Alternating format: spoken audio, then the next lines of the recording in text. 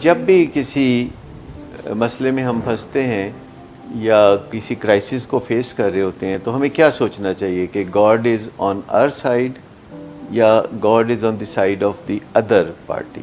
Definitely sir, On اس کے our side. بغیر آپ کو آئی ڈونٹ نو میں یہ بات کنوے صحیح طرح سے کر پاؤں. یعنی یہ جو بات آپ نے کی ہے نا کہ when we start thinking like that تو ہماری امیونٹی نو ڈاؤٹ بہت زیادہ، بیکاز باڈی اور مائنڈ کا بہت اسٹرانگ کنیکشن ہے. سو جیسا ہم سوچتے ہیں نا ویسا ہمارے ساتھ ہوتا ہے. اور ہم ہمارے experience الہی سے دیکھتے کون ہے، ہمارا الہی کون ہے، ہماری پشت پہ کون ہے، ہم پر فضل کس کا ہے، اس بات کا پختہ یقین ہونا امیونٹی کو کس درجے اوپر لے جاتا ہے، اس کو سائنس بخوبی مانتی ہے. ایگزیکٹلی. یعنی یہ جو فیتھ کی کیا کہیں گے اس کو، لیپ آف فیتھ ہے یہ، ہیلتھ جو کہ کسی بھی وقت کوئی یہ لیپ آف فیتھ لے سکتا ہے کہ اچھا یہ سب کچھ جو میرے کرنے کے کام تھے وہ میں نے کر لیے ہیں، اور اب یہ جو لیپ آف فیتھ ہے وہ لینے کی ضرورت ہے کہ نتیجہ جو ہے آپ at the end of the tunnel